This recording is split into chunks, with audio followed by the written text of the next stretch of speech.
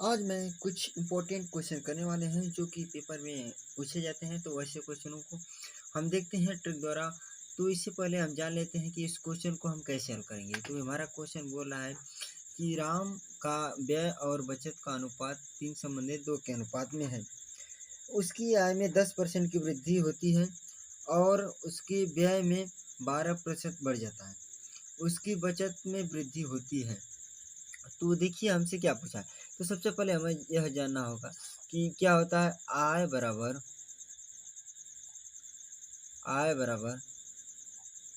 व्यय प्लस बचत।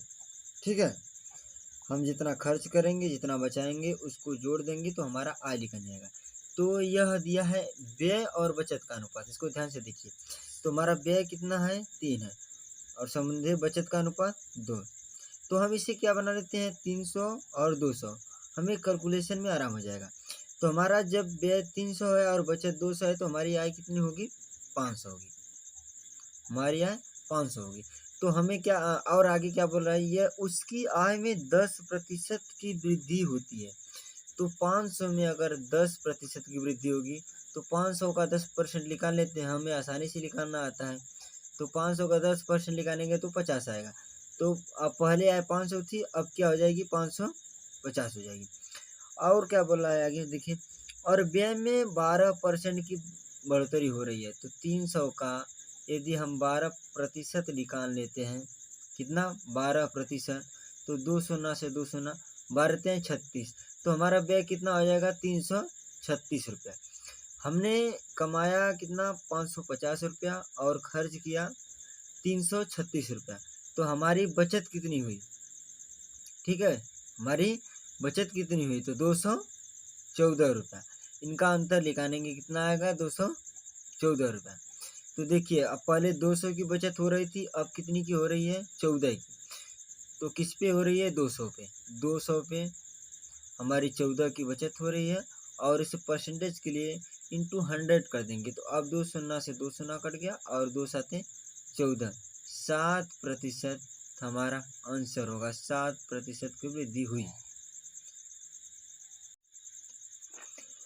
एक आदमी अपनी आय का 24% मकान के किराए पर तथा 62% अपने परिवार पर व्यय करता है तथा शेष आय की बचत करता है। यदि उसकी बचत रुपया 63 हो तो उसकी कुल आय। तो देखिए क्या बोला है कि एक आदमी की आय 24% मकान पे और 62% परिवार पे खर्च करता है। तो किन चीज़ पे देखिए, 24% वह मकान पे और 62% परिवार पे खर्च करता है। तो टोटल कितना परसेंट खर्च कर दिया 86% खर्च कर दिया। तो उसके पास बचा कितना परसेंट 14% बच गया। तो यह 14% उसकी बचत 6300 रुपया हो, तो यानी कि वो जितना कमा रहा होगा उसमें से अगर उसके पास 6300 रुपये बची ये सब खर्चा करने के बाद, और वहाँ परसेंटेज में कितना परसेंट बचा 14%, तो यह 14% 6300 के बराबर हो जाएगा। तो 1% कितना के बराबर, 1% बराबर 6300 बाई 14। तो यह कितना आ जाएगा, इसे सॉल्व करेंगे तो 450। हमें 100% का मान चाहिए, 100% का। तो अगर इधर 100 का गुणा करते हैं तो 450 इंटू 100, तो हमारा कितना आ जाएगा 45,000। बहुत छोटी सी सवाल है, ऐसी सवाल हर एग्जाम में पूछी जाती है, बहुत इंपॉर्टेंट सवाल होती है। अरविंद अपनी आय का 75% खर्च करता है और शेष बचा लेता है। उसकी आय में 20% वृद्धि हो जाने पर वह अपने खर्च में 10% की वृद्धि कर देता है। तदनुसार उसकी बचत में कितने प्रतिशत वृद्धि हो जाएगी। तो हम क्या मान लेते हैं, देखिए आय